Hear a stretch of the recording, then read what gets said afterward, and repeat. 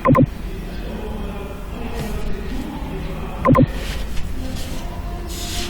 morning friends, welcome to my new YouTube channel ST Computer and Robotics Lab। तो दोस्तों स्वागत करता हूँ मैं आपका अपने नए YouTube channel ST Computer and Robotics Lab। तो दोस्तों मैं आपको इतना बता दूं कि हमारा जो ये चैनल है ना कि सिर्फ एक एजुकेशन पर्पज़ के लिए है, एक एकेडमी है, एक कंप्यूटर की पूरी शॉप भी है जहाँ पे आप कहीं अपने पुराने कंप्यूटर को सेल और परचेज कर सकते हो। अगर आपके कंप्यूटर लैपटॉप या में किसी भी तरह की कैसी भी कोई भी प्रॉब्लम हो, चाहे वो सॉफ्टवेयर से रिलेटेड हो या हार्डवेयर से रिलेटेड हो या सॉफ्टवेयर इंस्टॉलेशन से रिलेटेड हो, आप कमेंट बॉक्स में मेंशन कीजिएगा, आपको हर एक प्रॉब्लम का सॉल्यूशन मिलेगा। लेकिन उससे पहले आपको क्या करना पड़ेगा, आपको इस चैनल को सब्सक्राइब कर दीजिएगा ताकि मेरी आने वाली जितनी भी वीडियोस है सभी का नोटिफिकेशन आपको मिल सके। इसके साथ ही आपको एक बेल का आइकन प्रेस मिलेगा, उस बेल के आइकन को जरूर प्रेस कर दीजिएगा ताकि मेरी वीडियोस की हर एक नोटिफिकेशन आप तक पहुंच सके। और अगर आपको मेरी ये वीडियो कहीं भी आपको थोड़ी सी हेल्पफुल लगे या आपको थोड़ी सी भी वीडियो अच्छी लगे तो प्लीज़ इसे लाइक कीजिएगा और अपने दोस्तों के साथ, अपने फ्रेंड सर्कल के साथ, अपने फैमिली मेम्बर्स के साथ शेयर कीजिएगा ताकि आपको आपको ये हेल्प हर एक पर्सन तक पहुंच सके। तो दोस्तों मैं आपको बताने जाऊंगा कि मैं कंप्यूटर का बेसिक कोर्स स्टार्ट करने जा रहा हूँ सिर्फ 1500 रुपये में। इसके अलावा आप कंप्यूटर हार्डवेयर से रिलेटेड, टाइपिंग से रिलेटेड, टैली अकाउंट से रिलेटेड, वेब डेवलपमेंट से रिलेटेड, सॉफ्टवेयर डेवलपमेंट से रिलेटेड, इंटरनेट नेटवर्किंग, किसी भी तरह का कोई भी कोर्स करना चाहते हैं या क्रैश कोर्सेज जैसे C++ प्रोग्रामिंग से रिलेटेड ऐसा भी कोई भी कोर्स करना चाहते हैं या फिर आप सीखना चाहते हैं तो आप मेरे नए YouTube चैनल पे आइए, आपको हर एक प्रॉब्लम का यहाँ पे सॉल्यूशन मिलेगा। तो दोस्तों आज मैं स्टार्ट करने जा रहा हूँ। मैंने आपको अपनी पिछले वीडियोस में भी बताया था कि हम कंप्यूटर के फंडामेंटल टॉपिक को स्टार्ट करेंगे, क्योंकि कंप्यूटर फंडामेंटल एक ऐसा टॉपिक है जो जितने भी हमारे गवर्नमेंट एग्ज़ाम होते हैं, चाहे ये बैंक, रेलवे, SSC कोई भी एग्ज़ाम हो, हर एक जगह आपको कंप्यूटर फंडामेंटल की ज़रूरत पड़ेगी, क्योंकि computer fundamental are a common topic for most government exam, specially the bank, railway and SSC exam conducted in the country. Country के अंदर जितने भी हमारे गवर्नमेंट एग्जाम्स होते हैं उन सभी में कंप्यूटर फंडामेंटल हमारा कॉमन टॉपिक होता है। It must be noted that every basic question are asked in computer section. इस सेक्शन के अंदर हमारे कंप्यूटर के बेसिक क्वेश्चन पूछे जाते हैं और वो कंप्यूटर के गवर्नमेंट एग्जाम में आपको स्कोर करने में हेल्प करते हैं। तो आइए दोस्तों मैं आपको बता दूं कि हमारे जो टॉपिक है उसमें है हमारे पास evolution of computer, generation of computer, types of computer, computer devices, function of computer और हमारे जो पिछले प्रीवियस ईयर के कुछ सैम्पल क्वेश्चन पेपर्स। तो दोस्तों मैंने आपको लास्ट वीडियोस के अंदर बताया था types of computer, computer devices और फंक्शन ऑफ कंप्यूटर के बारे में। तो आज हम बात करने जा रहे हैं कंप्यूटर के जनरेशन के बारे में। तो सबसे पहले मैं आपको थोड़ी सी बेसिक इन्फॉर्मेशन दे दूँ दोस्तों कि हमारा कंप्यूटर है क्या। What is computer? An electronic device that accept data and process it into useful information is called a computer.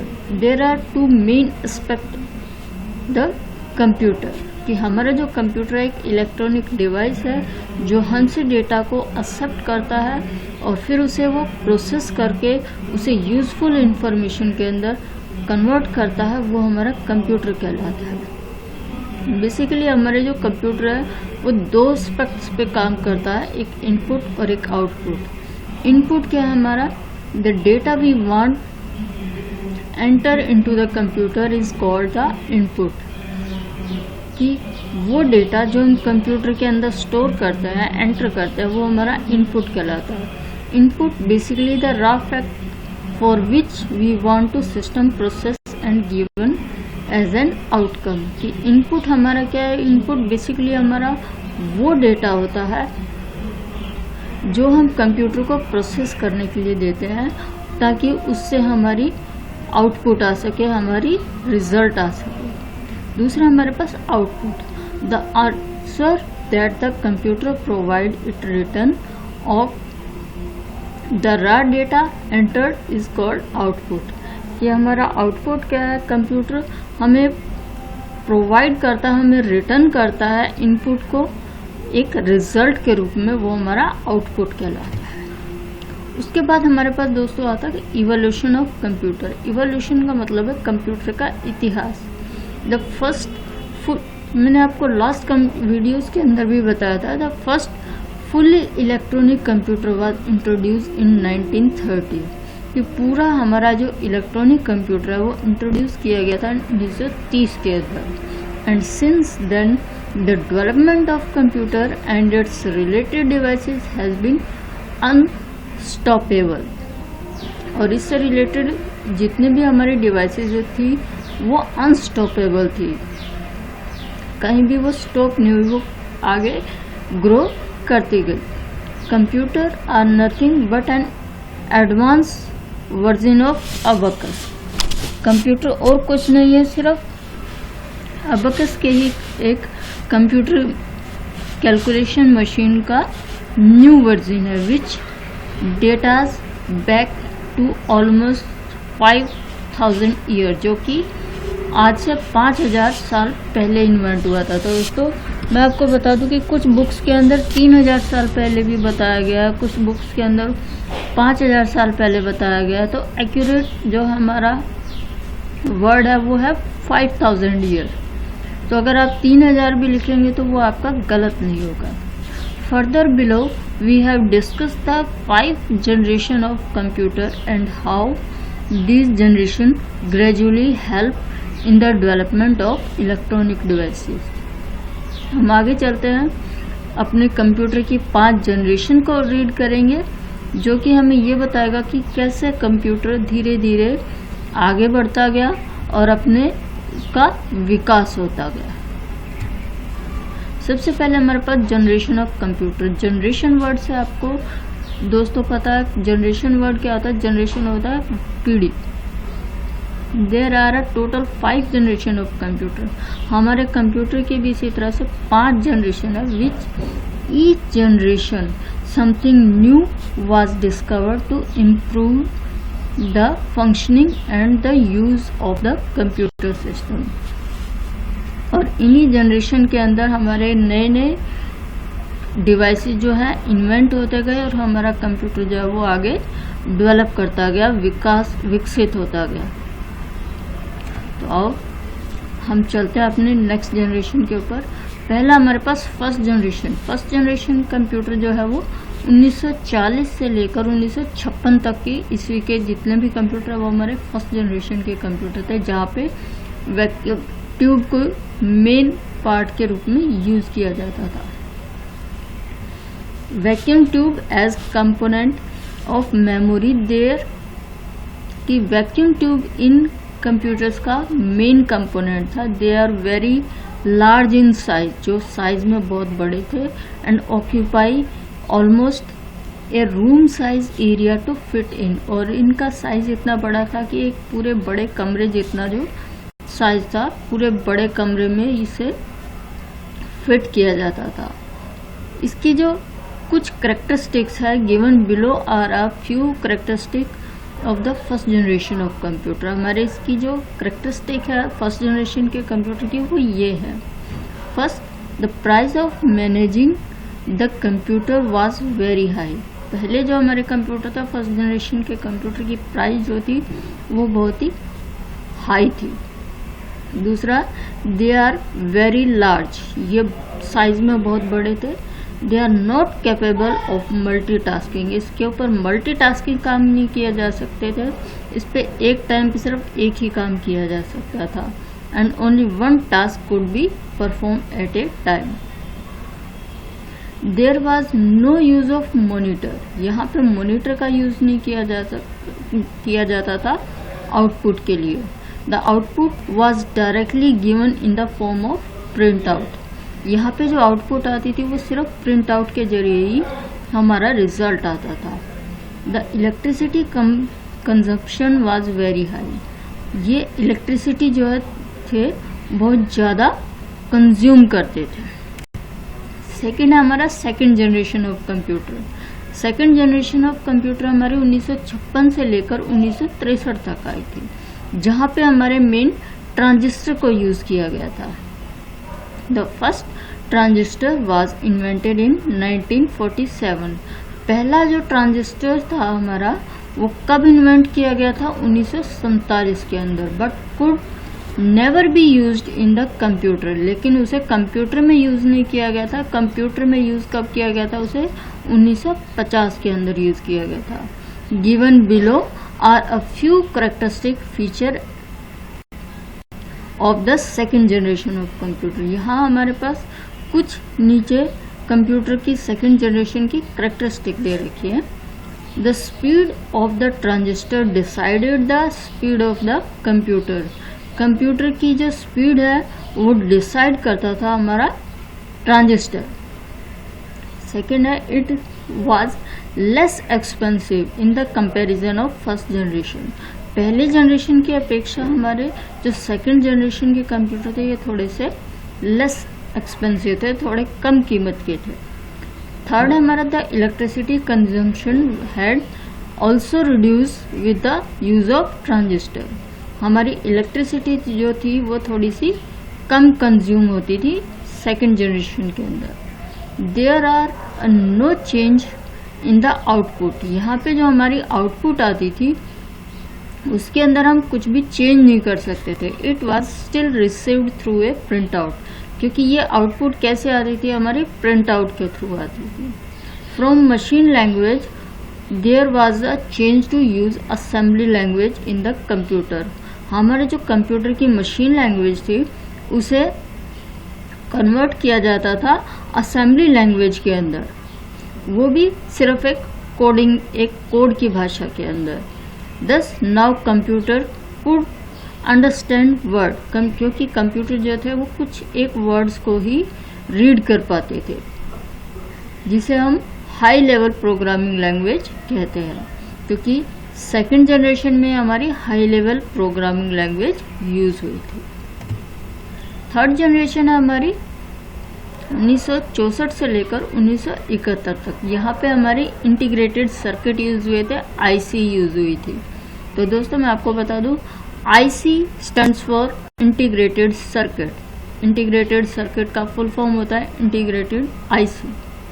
The phase when the uses of keyboard and monitor he started from the input and output. यहाँ पे हमारे जो third generation के computer थे यहाँ पे input हमारे keyboard से ली जाती थी और आउटपुट हमारे मॉनिटर पे आती थी. ये सब किसकी वजह से पॉसिबल हुआ? हमारा इंटीग्रेटेड सर्किट की वजह से थर्ड जनरेशन कंप्यूटर के अंदर. The transistor had been reduced in the size were placed on the silicon chip. हमारे कंप्यूटर का जो साइज है वो बहुत ही छोटा हो गया था इन सिलिकॉन चिप की वजह से, आईसी की वजह से. This increase the speed of computer. ये हमारे कंप्यूटर की स्पीड को इंक्रीज कर गए थे. Given below the feature of third generation of computer. हमारी तीसरी जनरेशन के कंप्यूटर के जो फीचर है वो नीचे दिए गए हैं. The integrated circuit were used where small circuit could work as efficiently the large one. जो हमारी IC यूज हुई थी, IC की यूज होने की वजह से हमारे कंप्यूटर के ऊपर काम करना जो है वो थोड़ा सा आसान हो गया था. सेकेंड है multitasking could be done in the computer develop during the third phase. जो हमारी तीसरी जनरेशन के कंप्यूटर थे यहाँ पे हमारे मल्टीटास्किंग काम होने लग गए थे कि आप एक साथ कई काम यूज कर सकते हो उस पर. जैसे आज हम कंप्यूटर यूज़ कर रहे हैं उस पर आप सॉन्ग भी सुन सकते हैं, आप कंप्यूटर के ऊपर टाइपिंग से रिलेटेड काम भी कर सकते हैं, आप उससे पेंटिंग से रिलेटेड सारे काम एक साथ कर सकते हैं। नेक्स्ट हमारे पास function of the computer were based on the memory of the monitor. इसका मेन फंक्शन क्या था, मेन कार्य क्या था, हमारा जो मॉनिटर है, हमारा जो आउटपुट है वो एक कंप्यूटर के मेमोरी के अंदर सेव हो जाता था ताकि हम उसको फ्यूचर में यूज़ कर सकें।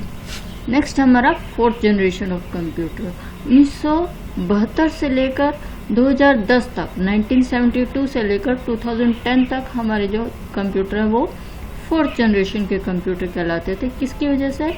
माइक्रो प्रोसेसर की वजह से। The maximum development were done during the time phase as technology as advance many fold. बहुत सारे एक्सपेरिमेंट करने के बाद हमारा जो कंप्यूटर है वो फोर्थ जनरेशन के अंदर एंटर हुआ था। बाय दिस टाइम, इस टाइम पे हमारे जो जितने भी हमारे मिलियंस ऑफ ट्रांजिस्टर, हमारे जो है बहुत सारे ट्रांजिस्टर एक सिलिकॉन चिप के ऊपर अटैच कर दिए गए थे जिसे हम माइक्रो प्रोसेसर कहते हैं। और इसी माइक्रो प्रोसेसर की वजह से यहाँ पे हमारे जो कंप्यूटर है वो फोर्थ जनरेशन के कंप्यूटर बन गए थे।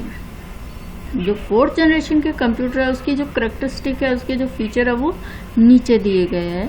फर्स्ट हमारे पास द फर्स्ट माइक्रो प्रोसेसर, पहला जो हमारा माइक्रो प्रोसेसर है वो इंटेल 4004, ये हमारा माइक्रो प्रोसेसर चिप का नाम है, जो कि डिस्कवर किया था किसने?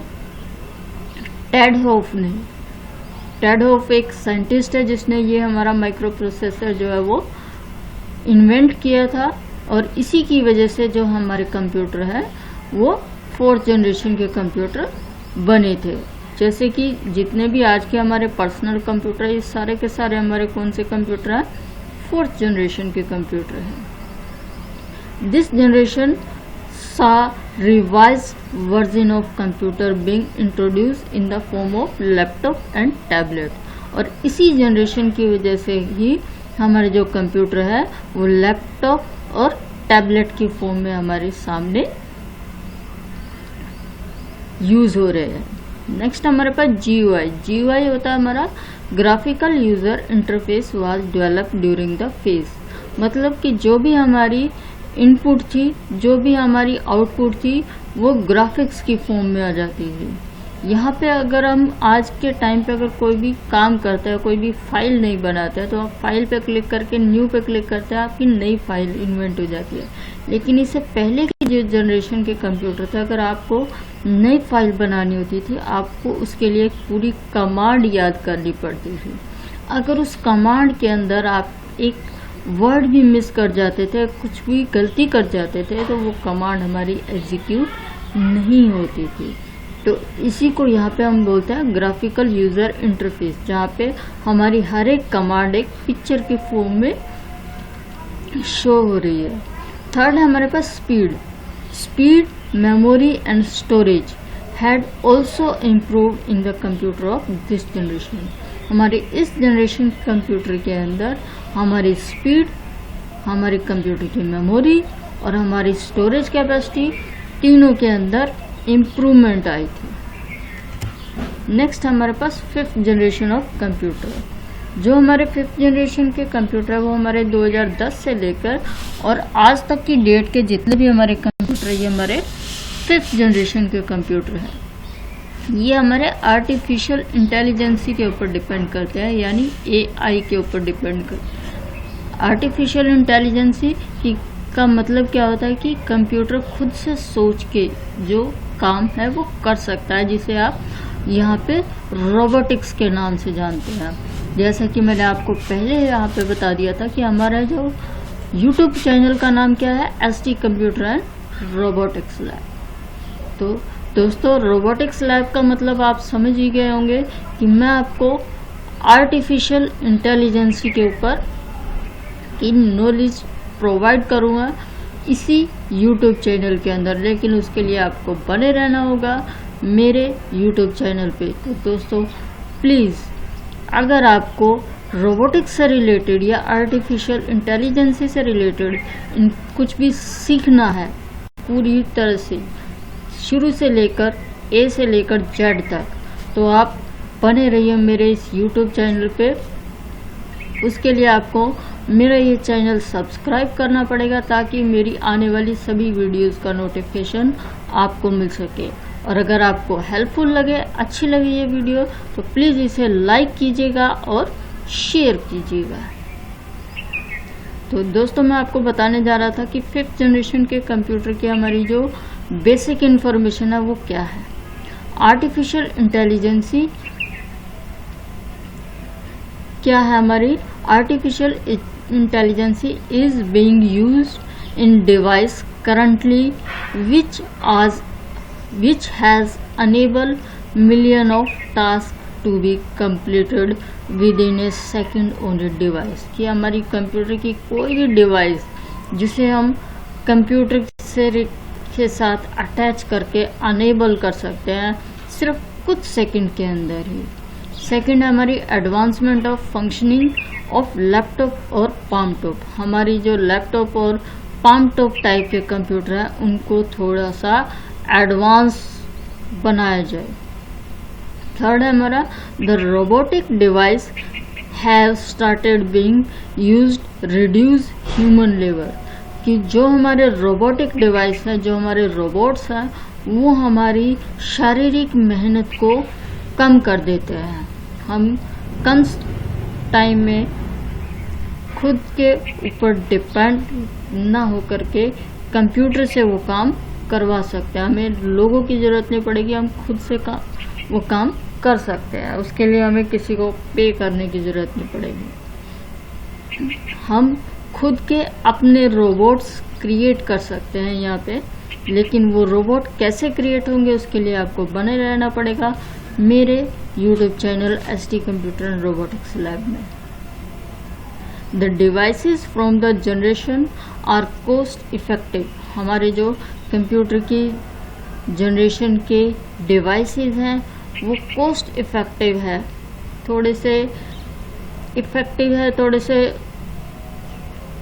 कम कीमत के हैं, थोड़े और जो कि कंज्यूम करने में थोड़े से कम इलेक्ट्रिसिटी को कंज्यूम करते हैं और थोड़ी सी फास्ट गति से काम करते हैं। जैसे कि अभी मैं आपको बोलकर जो बता रहा हूँ, शायद मेरी साउंड में थोड़ी सी एक हेजिटेशन है कुछ उसको प्रोवाइड करने में कि मैं आपको क्या बताने जा रहा हूँ। तो लेकिन एक जो रोबोट होता है उसे एक चीज़ सिखा दिया जाता है, उसके माइंड में एक चीज़ सेट कर दी जाती है कि आपको यही बोल रहा है, आपको वो वही चीज़ बार बार सेम स्पीड के साथ रिपीट होती नज़र आएगी। जैसे कि आप कभी भी कस्टमर केयर के ऊपर फ़ोन करते हैं तो वहाँ पे आपको एक रोबोट की आवाज़ में आपको साउंड सुनाई देती है कि ये मोबाइल नंबर जो है वो अभी नेटवर्क एरिया से बाहर है या फिर अभी ये स्विच ऑफ है। वो बार बार सेम स्पीड के साथ उसी को रिपीट करता रहता है क्योंकि वो एक क्या है, एक रोबोट है। तो दोस्तों ये थी हमारी आज की class ST computer and robotics lab के अंदर। तो नेक्स्ट और भी नई वीडियोस के साथ आपके साथ बना रहूँगा, तो प्लीज़ बने रहिए मेरे इस channel computer robotics and lab के अंदर। तो प्लीज़ दोस्तों, अगर मेरी आपको वीडियो थोड़ी सी भी अच्छी लगे तो प्लीज़ आप इसे लाइक कीजिएगा और शेयर कीजिएगा। अगर आपको किसी तरह की कोई भी प्रॉब्लम है तो प्लीज़ आप इसे